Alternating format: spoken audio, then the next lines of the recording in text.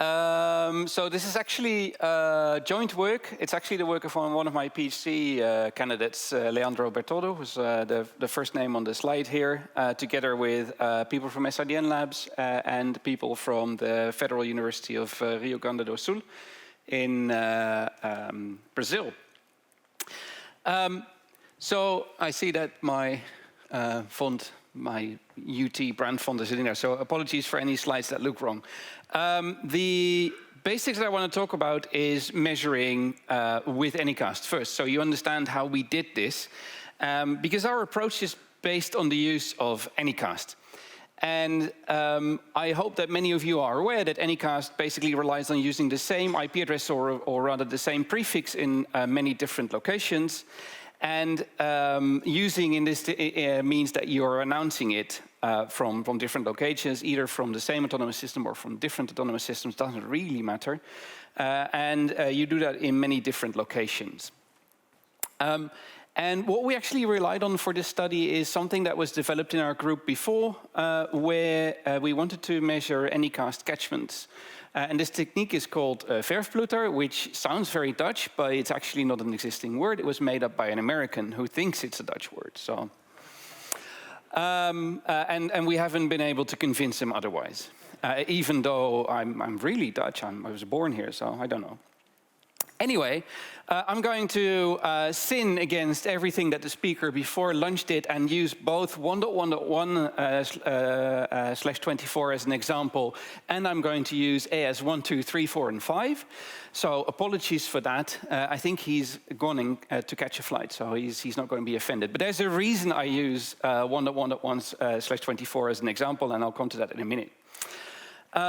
See, this is where the slides go wrong. That should have said point of presence. So let's take our very simple network that has 2 points of presence for the ANYCAST service, one in Amsterdam and one in Paris. We announced this /24 from both locations. And then our client wants to connect or wants to talk to this particular address. And it connects to its own AS1, that has a connection to AS3, AS4, AS5, the location in Paris. But it also has a connection through AS2, and that directly goes to Amsterdam. That path is shorter, so the traffic from this particular client will go to the point of presence in Amsterdam in green here. All very straightforward. If you forget about BGP policies, traffic engineering, and all of that. But the takeaway from this is that generally ANYCAST relies on BGP's shortest path routing to route you to the closest POP. Now, the intuition behind the measurement system that we have is that you can ping as if you were pinging from the ANYCAST address. And this is a very elegant and simple idea that was actually dreamt up by one of our former PhDs, Wouter de Vries, who now works for Cloudflare. His idea was, why don't we ping from ANYCAST as a source address? Because the response to that ping is then sent to the closest POP. And this actually allows you to map which part of the internet basically reaches which point of presence of your ANYCAST service.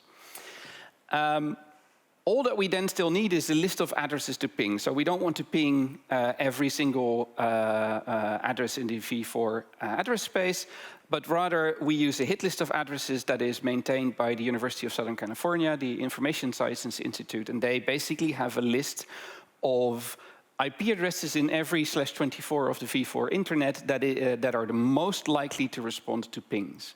So if we send pings to those, we are most likely to get an answer. And in many cases, we always get an answer if we use the addresses on that particular hit list. Okay, so how does this then work? Let's say we have two locations, one in London and one in Los Angeles. We have the orange hosts represent the internet. We take one of our locations, then we ping all of the addresses on the hit list, and then depending on shortest path routing, they will reach one of the 2 points of presence of this very simple ANYCAST service. So one of the things, if you're doing this, or the internet is full of lies and other middle boxes that meddle with your data, we want to make sure that we have integrity and accuracy in our measurement. How do we do this? Well, if we ping an address, we want to make sure from the response that that response is to a ping from our current measurement. It's not something that's been looping around the internet for a while and comes back while we're actually performing a new measurement. And we also want to ensure that the response that we get back actually comes from the address that we pinged and not from something else that happened to pick up the packet and decided to respond for us. Ergo, we want to convey some information in the response to our pings. So how do we do this? Well, turns out that the people that designed the internet many years ago actually helped us out there. This is from RFC 792, the beautiful ASCII art that's in RFCs. This is the header of an ICMP ping message. As you can see, it has something called data, and basically you can cram anything into that. But the nice thing is that anything you cram in there should be echoed back to you. And so what we do is we include the original IP. Take a step forward. Yeah. For the video. I'm sorry. But I like to move around. We include the original IP, the ping that the ping was sent to, and a checksum of the ping, so that we can actually verify that it is part of our measurement and that the address that responds is the address that we expected to respond. Now, what can we use this for? So we can use this to also plan things like outages and maintenance. So other than scoping who reaches which point of presence of our service, we can also use this to simulate things like outages and maintenance. For example, if you want to know what the impact is of planned or unplanned outages of your points of presence of your ANYCAST service, or more specifically, what happens if a POP goes down, where does the traffic go that would normally go to that POP, which other POPs does it go to, we can use this system. And this can help you for capacity planning and disaster recovery, because now you can make sure that any sites that you have are well provisioned enough to deal with traffic that flows there if another site goes down. And actually, we studied this in the context of Cloudflare. So Wouter now works for Cloudflare, but he actually was there as an intern before, and he did a study on their ANYCAST network, which is rather large. It has currently, I think, more than 300 points of presence worldwide, and that's actually really cool that as a PhD you get to work on that. And I'm going to show you some results and then build up towards what can you do with this for IXPs. And what he basically did were experiments to see what happens, where does traffic go if a site goes down. And what you see on the slide here is simulations of 1, 2, or 3 points of presence going down. I mean, you can keep expanding this to all of the points of presence, but for the sake of time, I have 3 examples. So the first example you see here is what happens if the point of presence in Amsterdam goes down. Well, what you can see is that the traffic stays in the region. It goes to London, Frankfurt, and Brussels mostly, and then Germany, and then a long list of other locations, all in Europe. But now we add something else to the mix.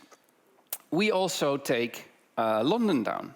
And what you then see is that the traffic that comes from that would normally go to Amsterdam or London now goes to, again, Paris, Manchester, Dublin, but Frankfurt gets even more traffic, right? The numbers that you see are actually percentages, so 36% of the traffic that used to come from go to Amsterdam and London now goes to Frankfurt, on top of any traffic that already goes to Frankfurt.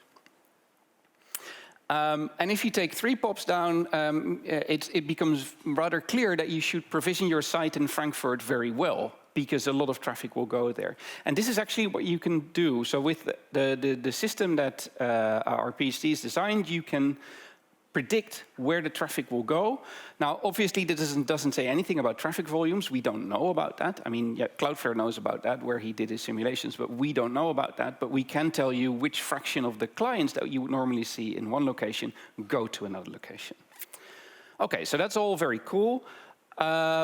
But what can you do with it, right? So traffic stays in the region, but it may gang up on a single site, and that has consequences for provisioning that site, or you might need to do some traffic engineering to make sure that some of the load goes somewhere else. You didn't do it where you took Frankfurt down? I'm sure he did that as well, but I don't have the plots for that. Now the question is, can we do the same for internet exchanges? And that's actually what Leandro, my other PhD candidate, studied. And let's first discuss why you might want to measure what happens at IXPs. Well, as a user of IXPs, you need to figure out which IXPs you're going to peer at. So you want to know something about the connectivity there. You want to be able to observe what is there.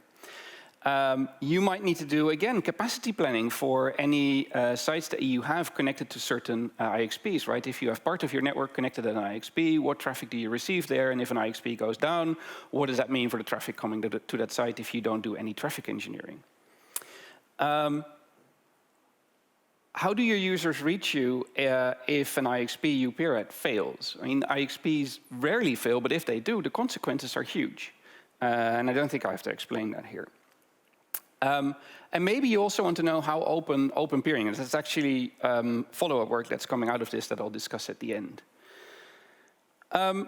So how did we measure IXPs? Well, we have our own ANYCAST testbed, which is called TANGLED.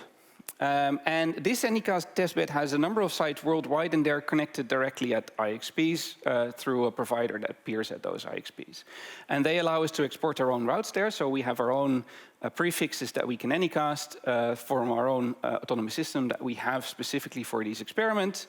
And we do that at a number of IXPs across the world. And actually, we use this to perform a study of 10 IXPs, and we selected them by peering DB rank. You can see them on the slide here. At the obvious big ones are at the top. But we also try to pick locations in every continent, because we want to see what the internet looks like all over the world, rather than just in well-connected Western countries. And then we performed 3 experiments. We looked at coverage, so what part of the internet can you reach through open or settlement-free peering at an IXP. Hegemony, so which IXP is preferred if an AS receives our announcement in multiple locations. So we announce our prefix in multiple locations, but where does the traffic preferably go? And an outage simulation. And we do this actually by announcing, we have a /23 prefix to experiment with, and then we announce a more specific in certain locations to simulate certain behaviors. I'll leave the details to the paper, so I can refer you to the paper if you want to read how we did that. Now let's look at what we found when we did this, and let's look at coverage first. We look at inbound and outbound coverage in the fraction of active autonomous systems in January 2021. And as you can see on the slide here, inbound and outbound traffic, so that means traffic that we can send to other peers through the internet exchange, or traffic that reaches us through peerings that we have at the internet exchange. And you can see that there is visible asymmetry there.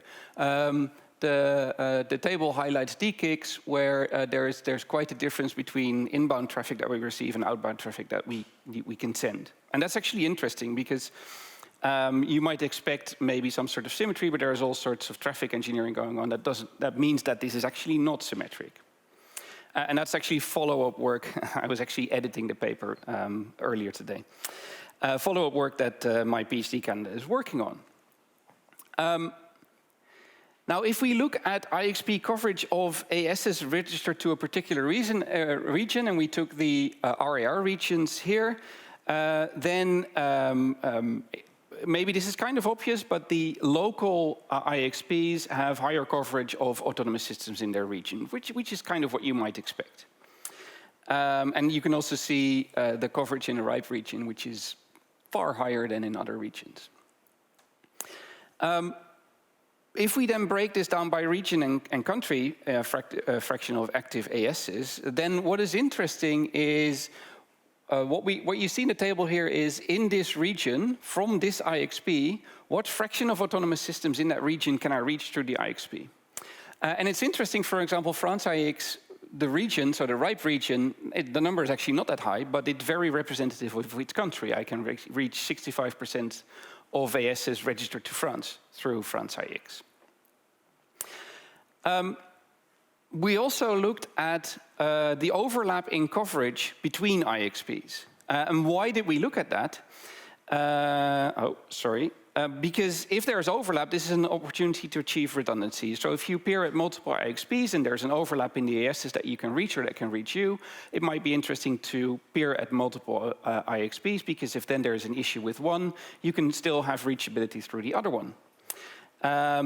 And what is actually interesting is if you look at, for example, 3 really geographically distant IXPs, 6 in Seattle, IX.BR in Sao Paulo, and IX Australia, there's still an overlap of 44% of ASs that you can reach from all 3 IXs. But if the flip side is, if there's no overlap, that means you can extend your reach, right? If you want to reach more autonomous systems through IXPs, you can choose which IXP to peer at by going for the ones that have no overlap with the ones that you already peer at.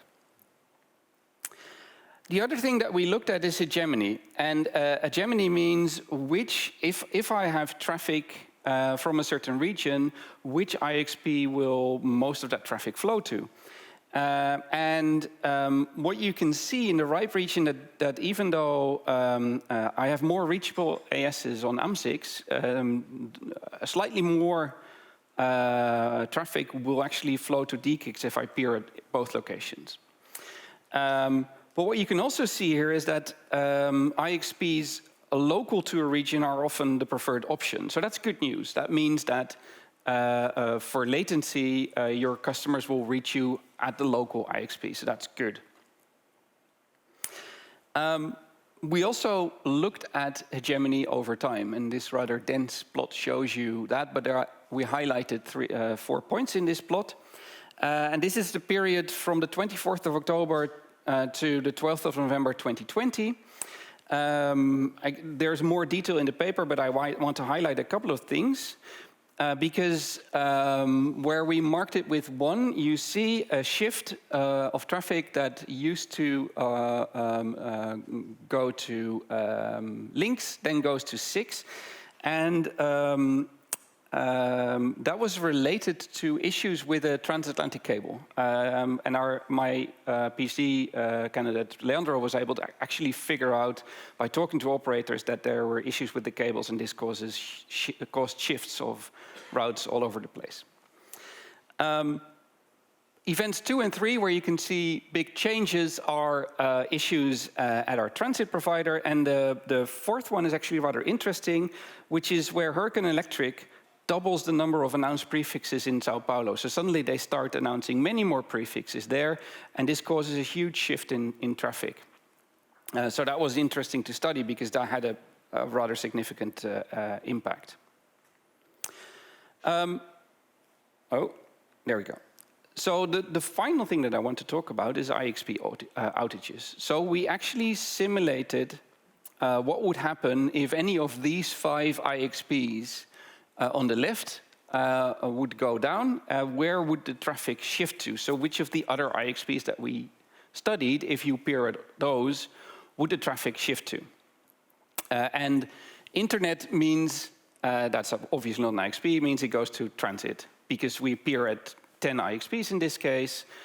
So the traffic either goes to one of these 10 IXPs or it goes to our transit provider. So we looked at Sao Paulo here, 6, AMS-IX, links, and DKIX. And what you can see, for example, which is kind of what you might expect, if something in Europe goes down, like AMS-IX or links, then the traffic obviously goes to one of the other European IXPs.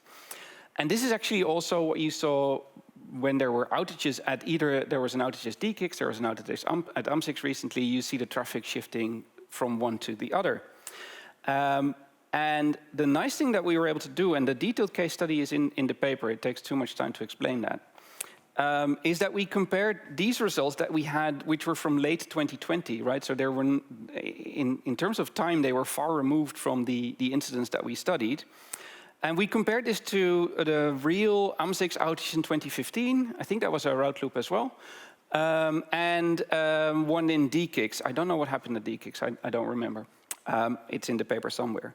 But the nice thing is that the predictions of traffic redistribution that we made based on our model that we composed based on these ANYCAST measurements actually matched the post-mortem descriptions of these events rather well. So that means that we can forecast if this IXP goes down, what happens to the traffic. And if you are using these IXPs for some of your sites, this is useful information because it allows you to plan for disaster. And that was actually the purpose of the study. Now, of course, there are obviously limitations to what we do here. First of all, we are limited to settlement-free peering because we're not some networks don't want to peer with us because we don't exchange any traffic with them, or there are private peerings which obviously we can't do. So what we're showing you here is basically only what you can do with settlement-free peering. Also, our ANYCAST testbed, obviously we're academics, we're not very rich, so we are really happy that we have 10 sites at IXP. IXPs all over the world. If you want to offer a site, I'm here. Makes my PhD really happy. And this is a big caveat, of course, we cannot make any claims about traffic volume, right? Because what I can tell you is these prefixes are reaching you through this IXP, but only you know how much traffic those prefixes are sending you or how much traffic you are sending to those prefixes. So this is entirely up to a service owner and its customers. So with that, I think I'm exactly in time. I want to wrap up. We are actually the first to study IXPs by using ANYCAST, and I think the results were really interesting because we can show what happens in certain situations before the incidents actually occur. And we were able to map both coverage and hegemony of IXPs, and interestingly, we observed asymmetry. I'll get back to that in a minute.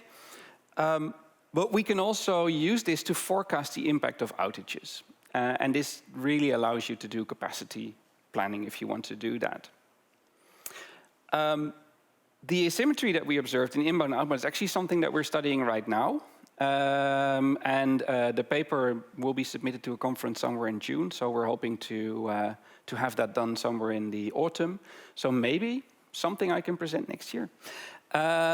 Because that has consequences, of course, as well. If you have asymmetry, this has all sorts of consequences, and you might want to avoid that, and how can you do that?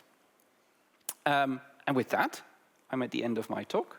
If there are questions now, I think it's 3 o'clock, so I'm standing between you and coffee. But you can also talk to me during coffee. Okay, are there any questions? I do have one or two myself. One was more of a observation that I saw when you were showing those outages, that 6, the majority of the, nearly everything just went to the internet rather than being an alternative IXP in place. Yes. Yeah, there you go. That's probably because Was it that one or the? Yeah, 6. Yeah, most of that goes to, that's probably because we don't have anything else that we are connected to in North America, right? If we had more IXPs in North America, you might be able to observe. Okay, all right. So, okay, great that you're talking here to a room full of potential operators that may be able to see this, but are you contacting operators in any other way to be able to show them, hey, this is the data we've got? Because you talk about this is great for planning, but if no one sees this data, yeah, so actually, so my PhD candidate is Brazilian. So he's talking a lot to operators in Brazil, which is also, so that means he also gets additional data from the internet exchanges in Brazil, which is very useful because it's an interesting market. It's quite different from Europe.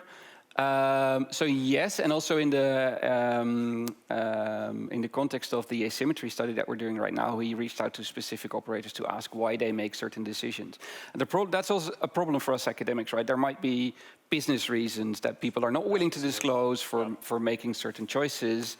And we're trying to sort of be a neutral observer here. We don't want to make any claims about whether this IX is better than the other one. We just want to observe what happens. I think anyone with a network use the tools that are available to them, and you're just providing another tool, another source of information. Yeah, the tool is open. So the tooling is all open source, and the data is also released as open data. Great stuff. Brilliant. Was there another question anywhere? No? Okay, great. Thank you again.